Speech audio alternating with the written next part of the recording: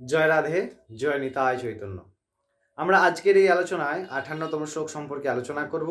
শ্রীমদ্ ভাগবত মহাপুরাণের প্রথম অধ্যায় ৫৮তম শ্লোকে নারদ মুনি এমন এক সুন্দর কথা বলছেন যা আমাদের জীবনেও বিশেষভাবে গুরুত্বপূর্ণ। আমরা এখান থেকে শিখব কিভাবে এর থেকে বাঁচা যায়, কিভাবে আমরা জীবনে উন্নতি করতে পারবো।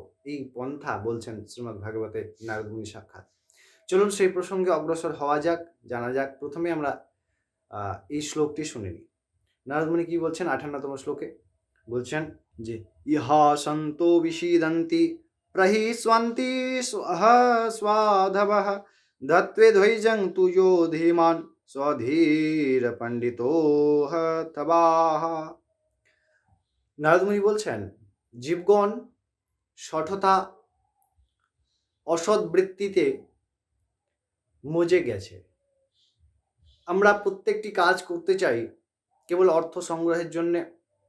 কত ঘটনা শুনি, মানুষ পাচার হচ্ছে, দুর্নীতিমূলক কাজকর্ম করা হচ্ছে,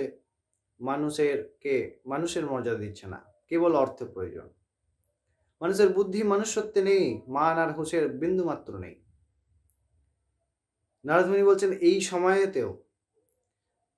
সময় সৎ মানুষেরা দুঃখে আছেন এবং অসৎ মানুষেরা অত্যন্ত আনন্দে অর্থাৎ সুখে আছেন বলে তাহাদের ভাবনা, যদিও বাস্তবিক তাহা স্বরূপ নয়।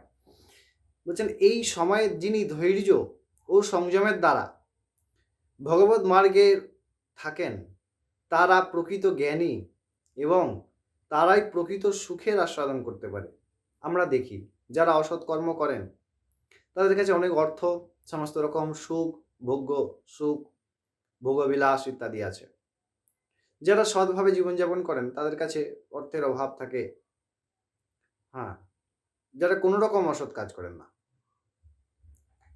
এবার এই সময় আমাদের যে বুদ্ধি তাহা সাধারণভাবে কিভাবে প্রদান করে আমাদেরকে যে আমাদের ওই কাজ করা উচিত না, ইহার ফল মহা ভয়ানক, বর্তমানে হচ্ছে না কিন্তু হবে, তাই সাবধান।